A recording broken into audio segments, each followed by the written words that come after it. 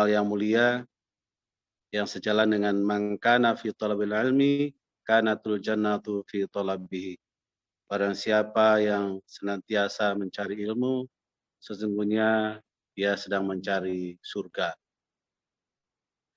Hadirin yang berbahagia, para jamaah Masjid An-Nur, tema kita pada subuh ini sengaja mengambil pokok bahasan hikmah puasa Ramadan. Ya.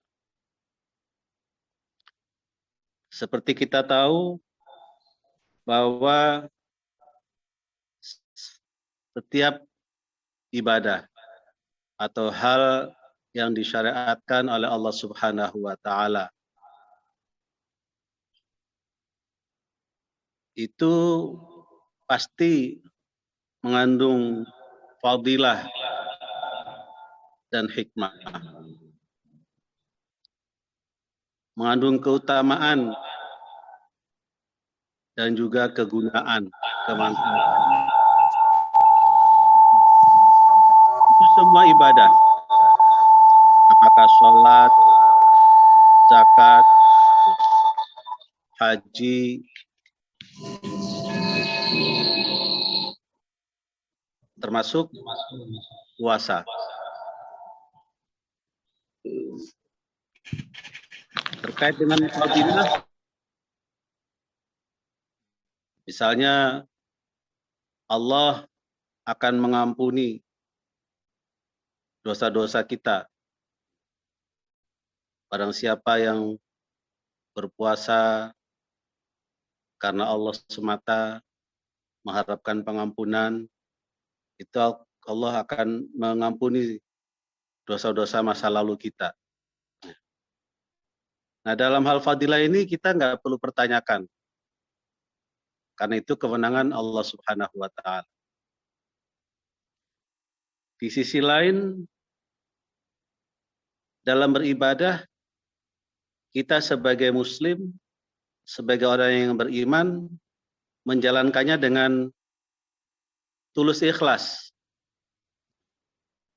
Istilahnya tanpa transaksi, karena itu otomatis.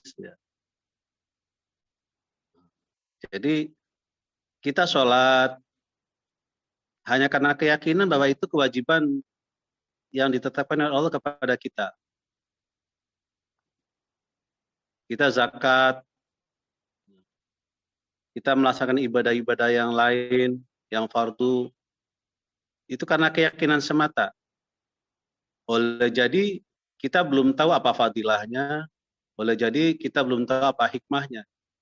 Tapi karena kita yakin, kita mengimani, itu aturannya dalam rukun iman, rukun Islam, harus sholat, harus puasa, harus zakat, ya kita melaksanakannya.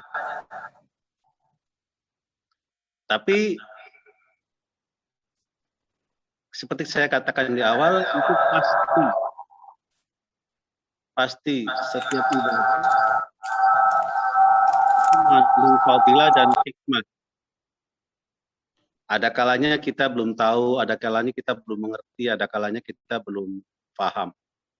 Jadi kajian kita untuk membahas soal hikmah itu adalah dalam rangka memperkuat keyakinan kita bahwa pasti setiap ibadah yang disyaratkan oleh Allah Subhanahu wa taala itu mengandung fadilah, kegunaan, hikmah, manfaat bagi kebaikan kita semua.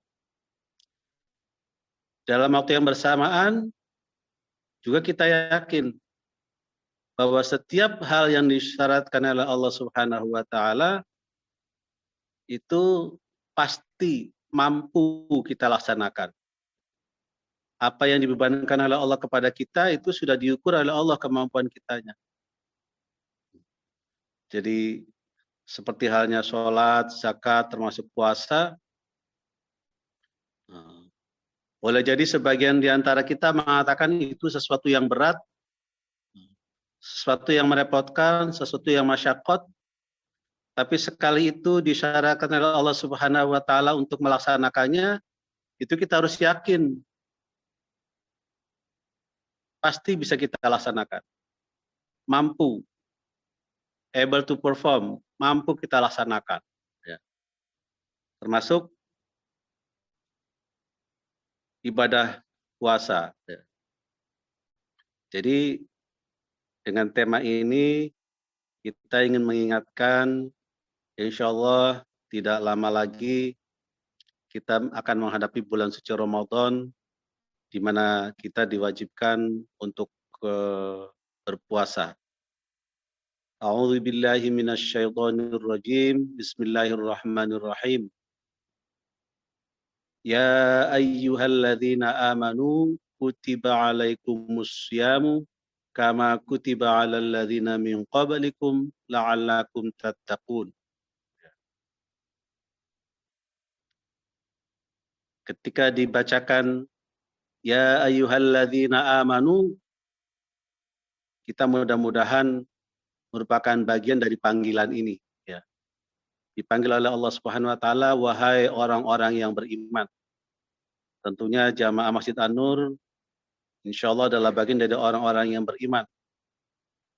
Kita hendaknya merasa bangga, ya, merasa percaya diri. Dipanggil oleh Allah Subhanahu wa taala, ya ayyuhalladzina amanu, wahai orang-orang yang beriman. Kutiba alaikumus syamu, diwajibkan bagi kalian semua berpuasa. Kama kutiba alal ladzina min qablikum, sebagaimana telah diwajibkan puasa itu kepada generasi sebelum kita, sebelum kamu. La'allakum tattaqun, mudah-mudahan kalian semua menjadi orang-orang yang bertakwa.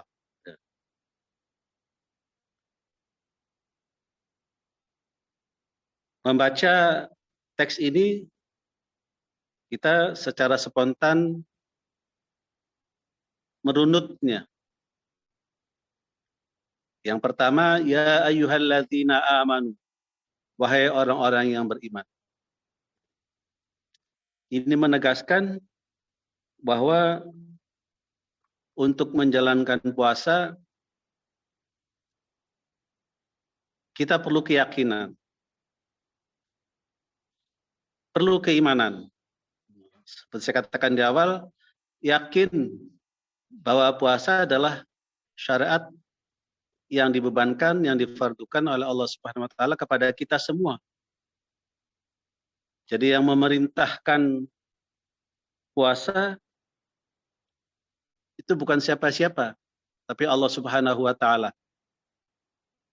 Sebagai hambanya, kita wajib tunduk, wajib taat. Nah, ini modal dasar. Karena kalau tanpa keimanan, tanpa yakinan, rasio kita, emosi kita, nafsu kita bisa saja berontak. Bisa saja protes. Kok bikin repot? Kok bikin sakit? Kok bikin lapar? Kok bikin susah? Itu kalau tanpa keyakinan. Tapi kalau dengan keyakinan, dengan keimanan, beban apapun yang disyaratkan Allah Subhanahu wa taala termasuk puasa, ya kita jalankan, kita taati, kita laksanakan dengan sepenuh keyakinan. Dan seperti saya katakan di awal, sangat yakin kalau apa yang disyaratkan Allah Subhanahu wa taala itu pasti baik. Ya. Pasti mendatangkan manfaat. Masuk di dalamnya adalah fadilah. Ya. Lalu runutan yang kedua disebutkan kutiba alaikumus syamu kama kutiba alal ladzina min qablikum. Diwajibkan bagi kalian untuk berpuasa sebagaimana telah diwajibkan kepada generasi sebelum kalian. Jadi ini menggambarkan bahwa ibadah puasa itu adalah ibadah yang universal. yang sudah terbukti, sudah dijalankan oleh generasi-generasi kita sebelumnya sepanjang masa. Dengan kata lain, nggak ada alasan buat kita untuk reserve, buat kita untuk mempertanyakan apakah kita mampu, apakah kita bisa, apakah kita kuat. Kita harus yakin bahwa setiap yang dibebankan oleh Allah kepada kita, itu pasti kita bisa laksanakan. Pasti Allah sudah memperlengkapi diri kita dengan kemampuan-kemampuan, kesanggupan-kesanggupan menjalankan beban itu. Nah, diakhiri dengan kata-kata la'allakum tattaqun. Ya. Hendaknya mudah-mudahan kalian semua menjadi orang yang bertakwa.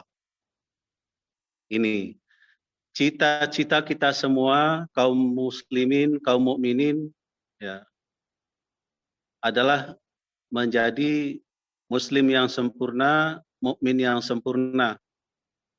Kita tiap hari ibadah, kita tiap hari thalabul ilmi, kita tiap hari bekerja, kita tiap hari berusaha untuk berbuat baik. Itu tujuannya adalah agar kita menjadi muslim, menjadi mukmin yang sempurna. Yang dikonsepsikan dalam bahasa takwa,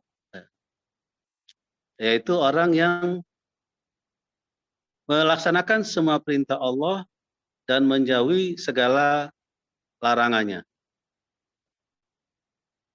Nah, salah satu dimensi dari takwa ini yang harus kita sama-sama berusaha untuk mendapatkannya. Jadi sejauh mana hikmah, kegunaan, manfaat dari ibadah kita termasuk puasa, itu antara lain diukur dari sejauh mana kita secara sungguh-sungguh, secara optimal melaksanakan ibadah itu. Kata kita melaksanakan sebuah ibadah dengan kadar yang rendah, itu hasilnya juga akan rendah, hikmahnya, kegunaannya. Ya. Jadi berlaku teori manjadda wajada. Barang siapa yang bekerja keras, dia akan mendapatkannya. Berlaku teori bahwa keberhasilan itu, kesuksesan itu tergantung pada usaha kita. Seberapa kita mengusahakannya. Demikian juga dalam menggapai hikmah puasa kita Ramadan.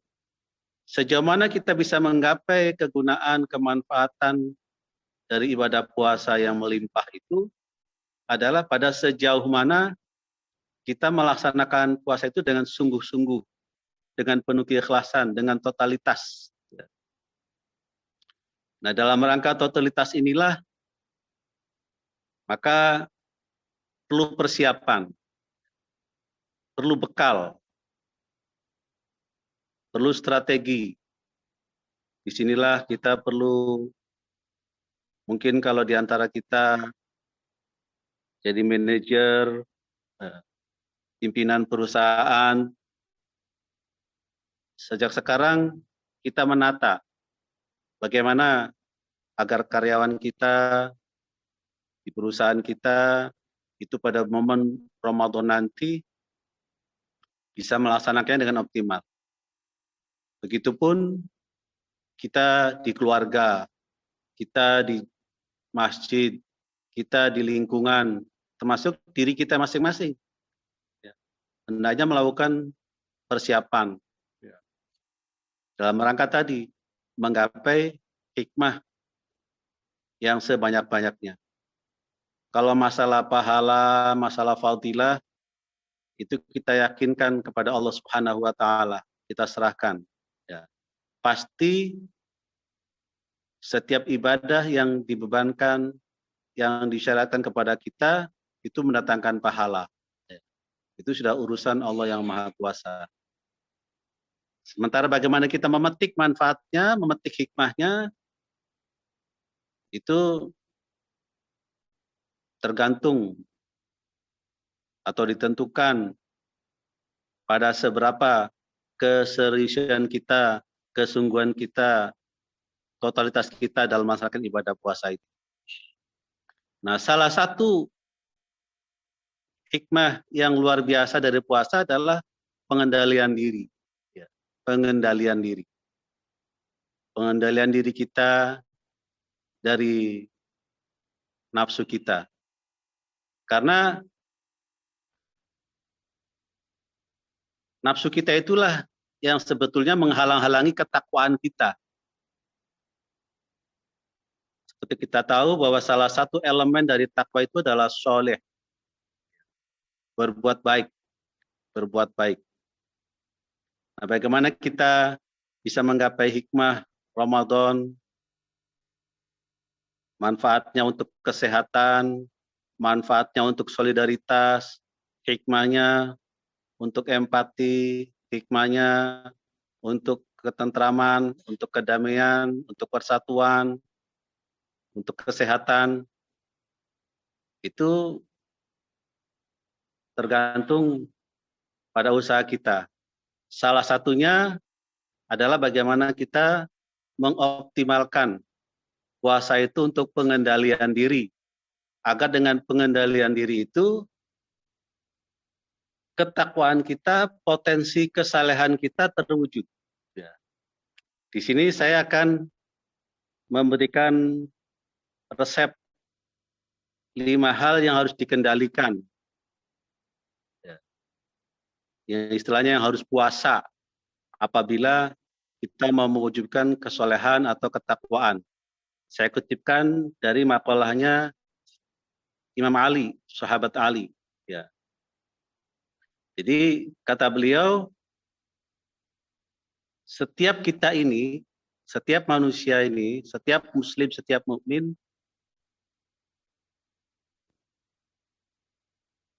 itu sebetulnya adalah orang-orang yang soleh, orang-orang yang berbuat baik, yang bertakwa. Tetapi kesolehan kita, ketakwaan kita itu tidak muncul atau terhambat oleh 5 hal. Oleh 5 hal. Terhalangi oleh 5 hal. Karena 5 hal itulah kesalahan kita, ketakwaan kita nggak optimal. Makanya pesan Imam Ali, kita harus berpuasa atau harus menghindari dari 5 hal itu. Kita harus menolak 5 hal itu. Agar kesalahan kita, ketakwaan kita muncul.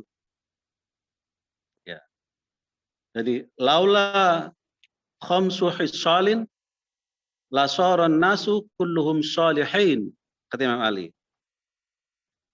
Jika saja tidak ada 5 hal dalam diri kita, dalam diri manusia, maka manusia itu akan menjadi baik semua.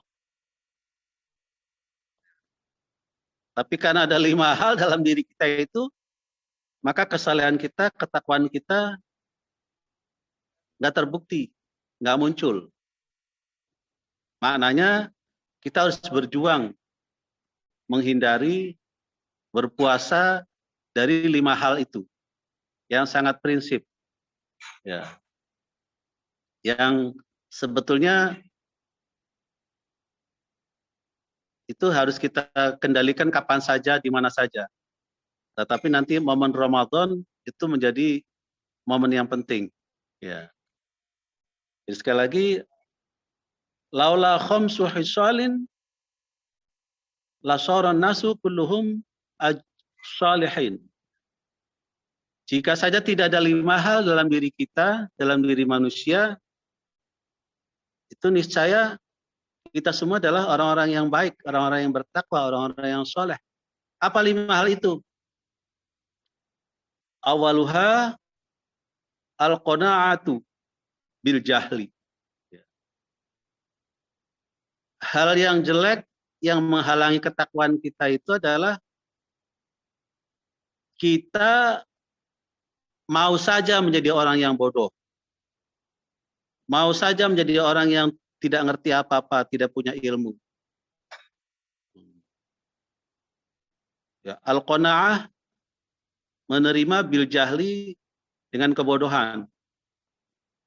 Jadi dalam pelajaran akhlak memang ada ajaran akhlakul karimah al-qanaah, yaitu kita menerima bagian nasib yang sudah ditentukan oleh Allah Subhanahu wa taala.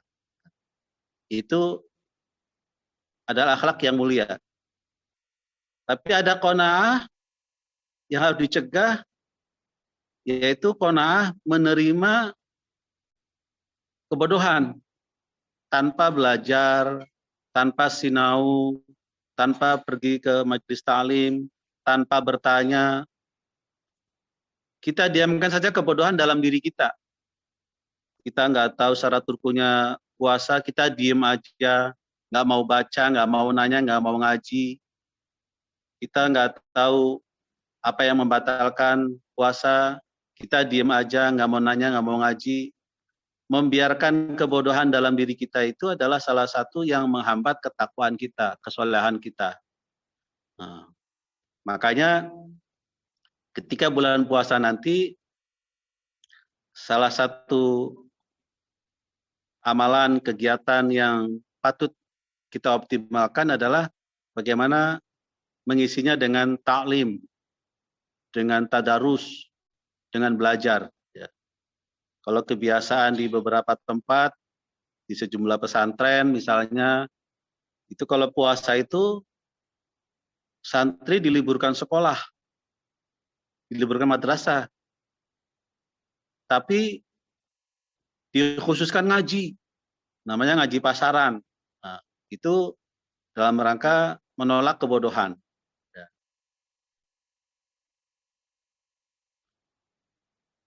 Jadi itu hal yang pertama yang menghambat ketakwaan kita. Yang kedua kata Imam Ali adalah wal hirsu ala dunya. Rakus dengan dunia.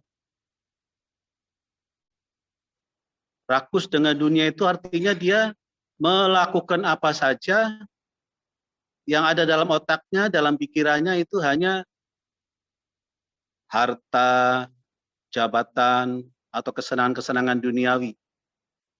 Sampai-sampai harus melanggar syariat, sampai-sampai harus melanggar persaudaraan, sampai-sampai harus melanggar persahabatan, sampai-sampai harus melakukan kejahatan untuk tujuan duniawi. Itulah yang menghambat ketakwaan, menghambat kesolehan. Al-hirsu ala dunya. Ya. Jadi dunia penting. Kita harus makan, harus minum, harus sedikit bersenang-senang, tapi tidak berlebihan. Dengan berlebihan itu membuat kita melakukan apa saja, ya, lupa diri. Nah ini kata Imam Ali harus dihindari. Yang ketiga, hal yang menghambat kita dari ketakwaan, dari kesalahan itu adalah asyuhu bil fadli. Ya. Kita nggak mau berbagi dari kelebihan kita. Setiap orang punya kelebihan, ada kelebihan harta, kelebihan jabatan, kelebihan tenaga, ya. Tapi orang itu bakhil, orang itu sangat irit, medit kalau bahasa Cirebonnya, nggak mau membagikan kelebihannya kepada orang lain. Itu adalah bagian yang menghambat kesolehan kita, ketakwaan kita.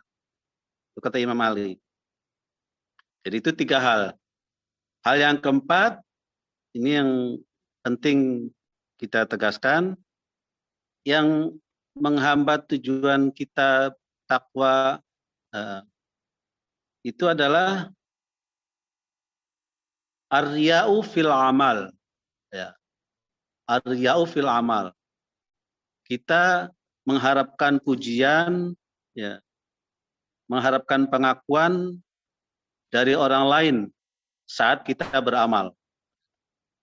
kita pamerkan, kita perlihatkan dengan berlebihan kepada orang lain akan amal soleh kita.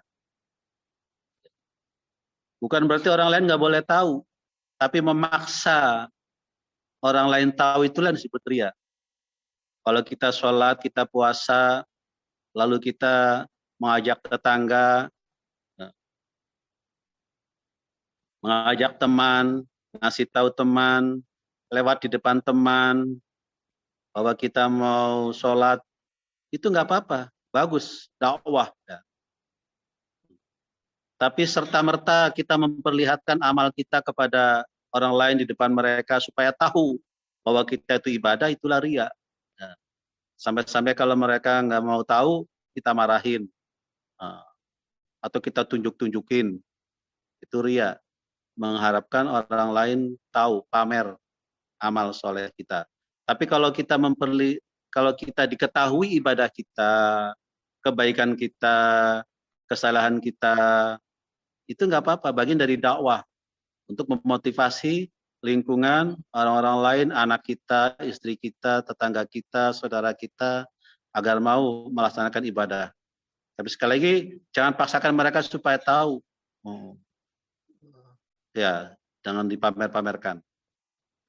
Nah, yang terakhir, yang kelima, ya, itu hal yang harus kita kendalikan agar kita mencapai takwa adalah kita harus menghapus rasa al-i'jabu bir-ra'yi. Ya. Al-i'jabu bir-ra'yi. Kita merasa paling hebat sendiri. Ya. Merasa paling top sendiri. Orang lain itu kecil, orang lain itu hina, orang lain itu nista. Sementara kita paling hebat, paling pinter, paling kaya, sehingga kita tidak menghormati orang lain, tidak menghargai orang lain. Itu merupakan bagian yang kata Imam Ali akan menghambat kita dari kesolehan. Ya. Inilah bekal bagaimana kita bisa mengais hikmah dalam beribadah, termasuk ibadah puasa nanti. Ya. Yang manfaatnya itu tidak diragukan lagi. Luar biasa terhadap kesehatan, terhadap diri kita, terhadap hubungan antar sesama, terhadap kesatuan dan persatuan. Itu sangat luar biasa. Tetapi apakah itu nanti terwujud dalam kenyataannya? Nah, itu kata Imam Ali ada 5 hal tadi yang harus dihindari. Ya, yang harus dihindari. Mudah-mudahan ya, dengan talim ini ibaratnya kita diberi resep. Ya. Namanya sukses kita, kebaikan kita, itu ditempuh dengan 2 hal. Yang pertama, melaksanakan hal-hal yang positif, dan yang kedua, menghindari hal-hal yang negatif. Kalau kita hanya melaksanakan hal-hal yang positif, tapi tetap melaksanakan hal-hal yang negatif, itu nanti capainya terkurangi, defisit. Atau sebaliknya, kita menghindari hal-hal yang negatif, lumayan alhamdulillah, tapi sama sekali nggak melaksanakan hal-hal yang positif. Jadi tidak bertambah. Yang terbaik buat kita adalah melaksanakan hal-hal yang positif dan menghindari hal-hal yang negatif. Itulah hakikat takwa. Ya. Ya. Imtithalu awamirillah wajtinabu nawahihi. Yaitu melaksanakan segala perintah Allah dan menjauhi segala larangannya. Inilah hakikat dari tujuan kita berpuasa. Ya. Mudah-mudahan kita semua jamaah An-Nur diberikan kekuatan, diberikan taufik, hidayah, diberikan kemampuan untuk mencapai ketakwaan dengan menjalankan ibadah puasa yang sesempurna mungkin, seoptimal mungkin Karena hakikatnya puasa adalah ibadah kita tiap tahun, ya. Logikanya kita dari waktu ke waktu, dari tahun ke tahun itu sudah semakin kuat, semakin hafal, ya, semakin lancar dalam puasa. Dan mudah-mudahan dengan persiapan ini kita mendapatkan senantiasa kekuatan dari Allah Subhanahu wa taala. Demikian, terima kasih. Wallahul muwaffiq ila aqwamit thoriq. Wassalamualaikum warahmatullahi wabarakatuh. Waalaikumsalam warahmatullahi wabarakatuh. Pak Kiai, mohon maaf bisa diulang tadi kalimat Imam Ali ya. Laula khamsun khisalin nasron nas. Selanjutnya apa ya? Kulluhum salihina.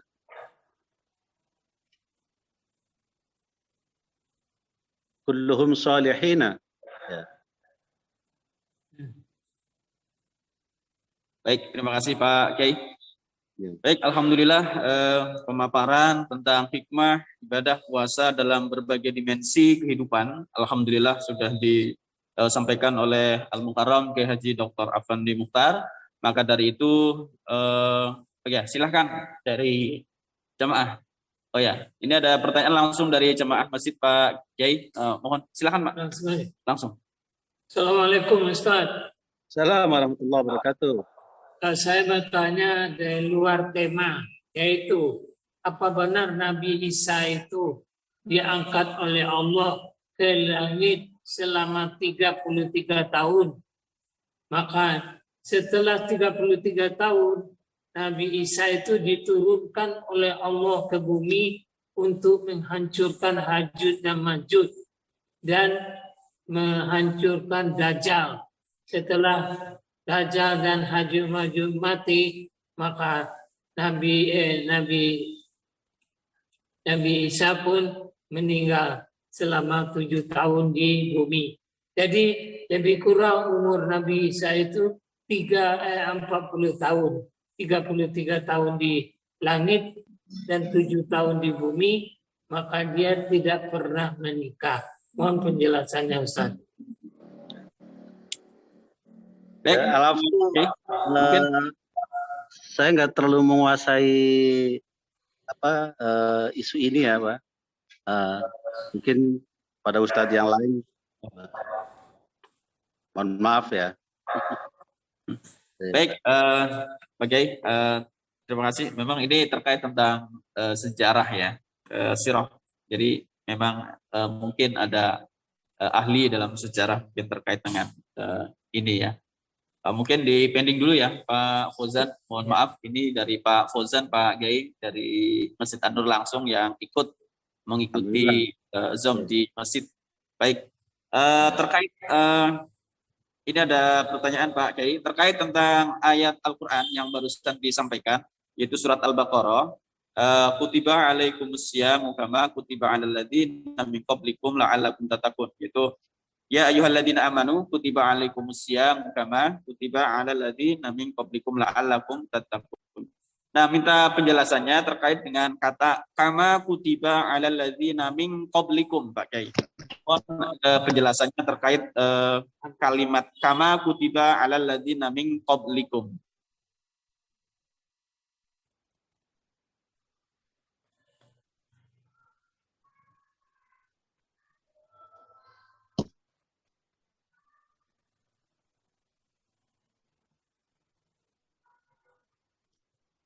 Halo Ustaz. Ya.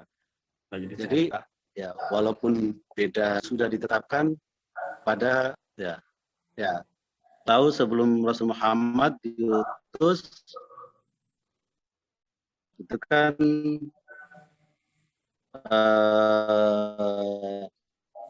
terlebih dahulu banyak nabi, banyak rasul, ya, banyak kaum lah. Nah, itu mungkin yang bedanya jumlah harinya, waktu puasanya.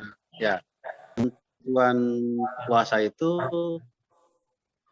sudah teruji ya, pada kaum-kaum sebelum Nabi Muhammad SAW.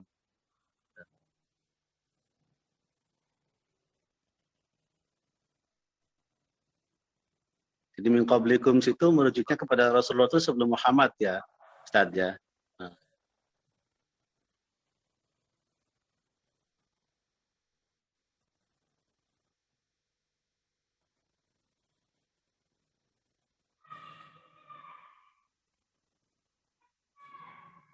Baik, Pak Kiai.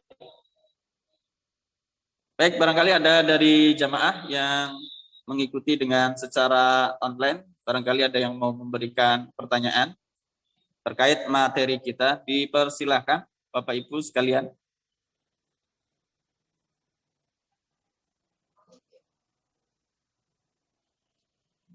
Karena dilihat di chat masih belum ada pertanyaan. Barangkali Bapak Ibu sekalian mau memberikan pertanyaan karena waktunya masih cukup untuk tanya jawab. Dipersilahkan. Sharing kalau di Anur Ramadan apa kegiatannya Ustaz? Belum, ini mungkin minggu-minggu ini baru dirapatkan Pak Kiai. Ya. Baru mau rapat insya Allah nanti Ya, minggu ini kali. Insya Allah. Ya mudah-mudahan untuk dari DMI sendiri itu masih belum ada di Jakarta belum ada larangan untuk sholat taraweh di masjid. Artinya masih melalui sholat kayak seperti 5 waktu dengan protokol kesehatan. Baik, ini ada pertanyaan kayaknya Pak Kiai, mungkin di chat saya bacakan terlebih dahulu ya.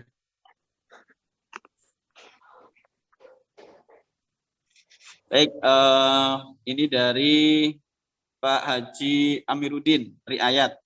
Assalamualaikum Kiai.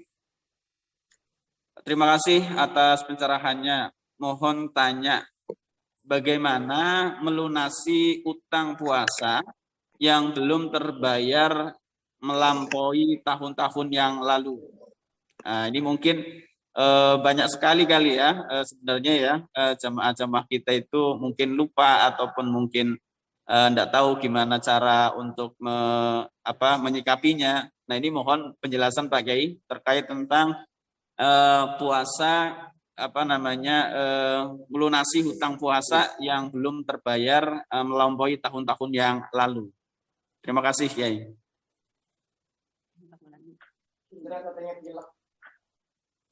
Pilek. Terus bisa ikut.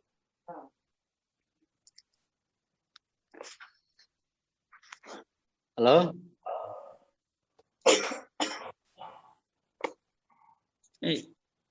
Keluar ya. Halo. Halo. Halo. Halo. Halo. Ya, terdengar. Terdengar nggak suaranya nih? Terdengar, Kiai. Oh iya, ya. Jadi pertama gini ya, kita usahakan mungkin namanya manusia kan ada keterbatasannya ya. Ada halangan, ada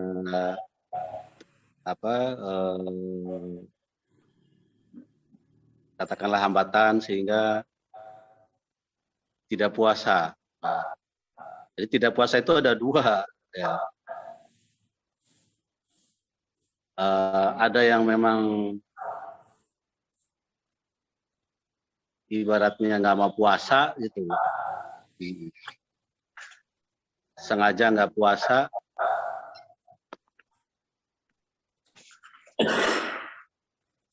Ada yang memang karena halangan. Nah, yang karena halangan atau karena apapun lah, itu istilahnya mengkodoknya. Jadi diganti dengan puasa kesempatan yang lain yang kita bisa. Misalnya yang ditinggalkannya 2, ya kita puasa diniatkan puasa mengganti yang kita tinggal karena sakit gitu kan. Ya. Nah, itu diusahakan ya, diusahakan. Atau kalau memang nggak bisa, ya bayar fidyah, ya bayar fidyah. Itu yang diatur dalam dalam agama kita. Jadi dengan mengkudu atau dengan membayar fidyah puasa, yaitu membayar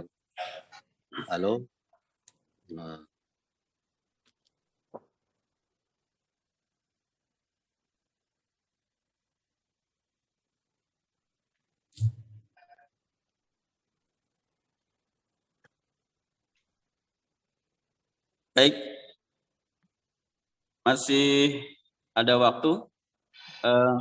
Bisa didengar Pak Kiai, masih dengar ya? Masih ikut bergabung ya? Nge-lag ya? Halo. Masih Bisa, bergabung? Ya.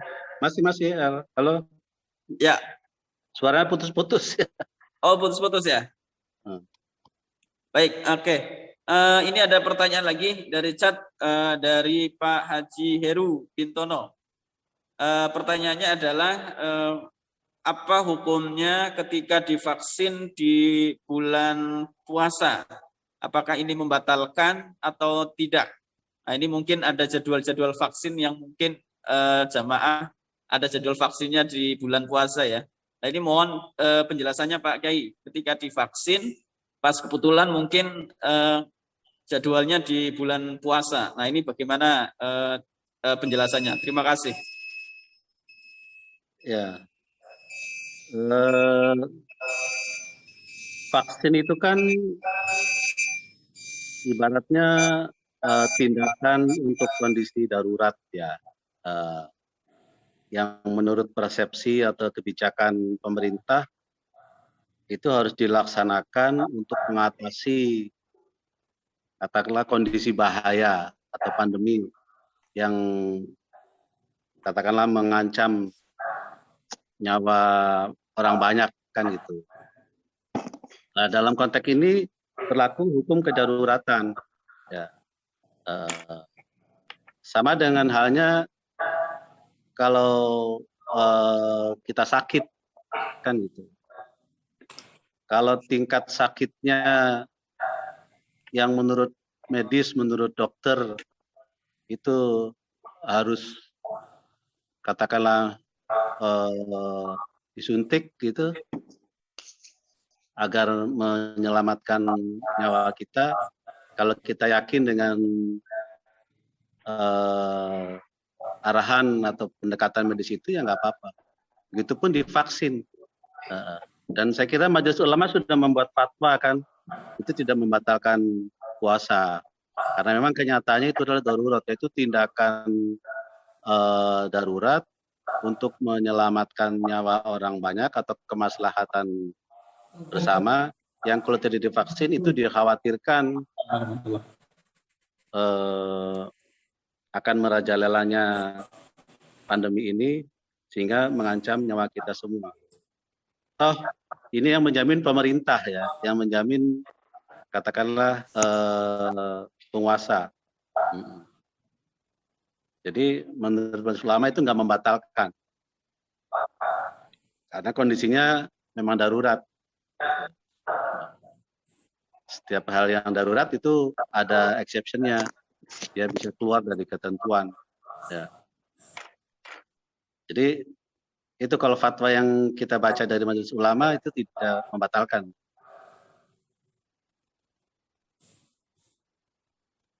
Oke, baik. Terima kasih Pak Kiai atas penjelasannya. Baik, Bapak Ibu sekalian, jamaah, kayaknya masih ada waktu kurang lebih 4 menit sampai 3 menit. Silakan barangkali ada yang mau memberikan pertanyaan. Masih ada waktu 4 sampai 3 menit.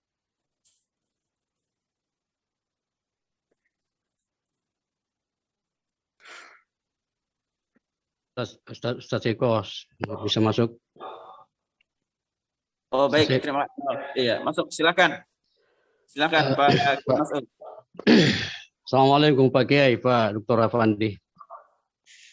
Halo. Halo. Assalamualaikum. Kalau nggak kedengaran ya suaranya? Tidak kedengaran. Baik. Mungkin ini sedikit juga saya hanya sharing. Suaranya jauh, nggak kedengaran. Jadi di dalam pelaksanaan puasa di bulan Ramadan. Ustaz Eko? Ya. Ya, Kiai. Enggak apa-apa. Ya, halo. Oh, Halo? sinyal terputus-putus ya. Iya. Halo? Iya, Mic-nya Ustaz. dideketin, Ustaz. Kiai Mas'ud, mic-nya dideketin mungkin. Yo, dekat banget ini, Ustaz. Ya. Pakai headphone. Ya, Oke, oke. dekat sekali. Dekat.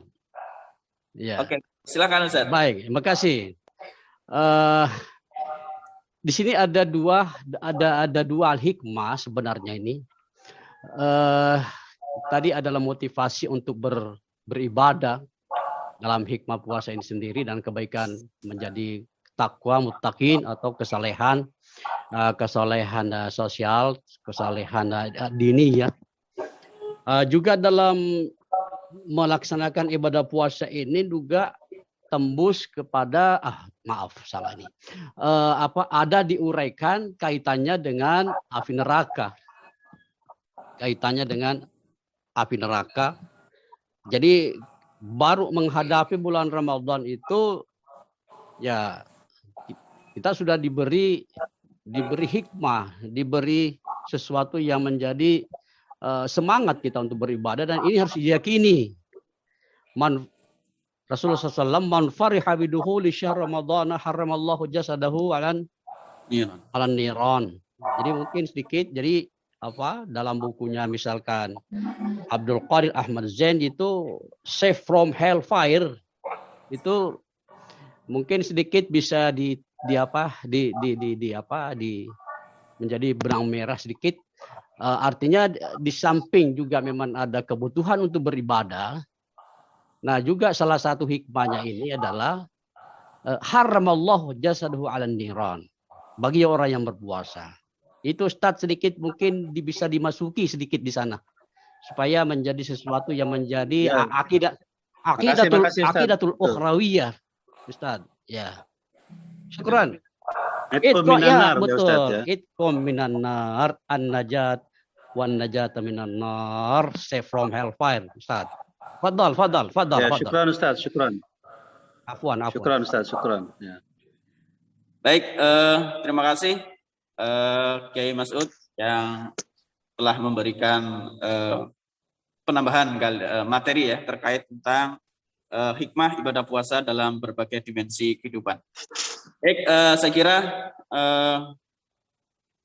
waktu kita memang sudah sampai pukul 6 kiranya. Sudah ya Pak, sudah nyampe pukul 6 ya. Baik, terima kasih untuk Pak Kiai.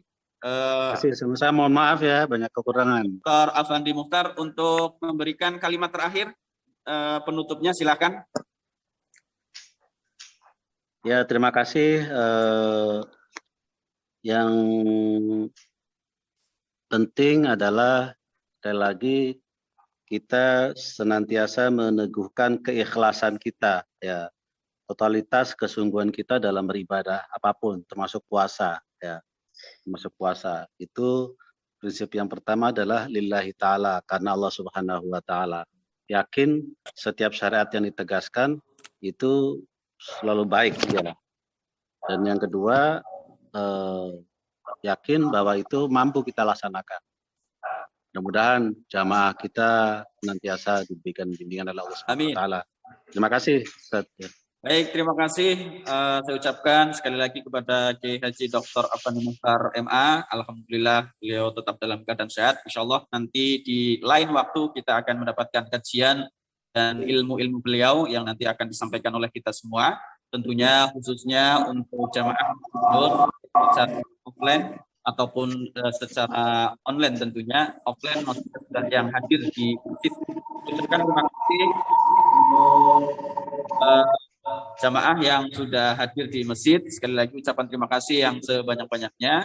Alhamdulillah. Juga terima kasih kepada jamaah sekalian yang mengikuti dengan secara online. Alhamdulillah kita sampai ujung acara. Mari kita sama-sama tutup untuk kajian pagi kali ini. Tentunya kita tidak lupa untuk selalu membaca doa. Allahumma barik lana fi Sya'ban kama barik lana Rajab wa ballighna fi Ramadan. Insyaallah mudah-mudahan kita minta keberkahan di bulan Sya'ban ini sebagaimana keberkahan yang ada di dalam bulan Rajab, dan kita minta sampaikan kepada Allah Subhanahu wa taala untuk sampai umur kita sampai di bulan suci Ramadan. Amin. Mari Ya kita Rabbal tutup Alamin. pertemuan kita kali ini dengan bacaan hamdalah. Alhamdulillahirabbil alamin. Terima kasih untuk semuanya yang sudah bergabung. Saya akhiri. Wabillahi taufiq wal hidayah. Wassalamualaikum warahmatullahi wabarakatuh. Waalaikumsalam. Waalaikumsalam.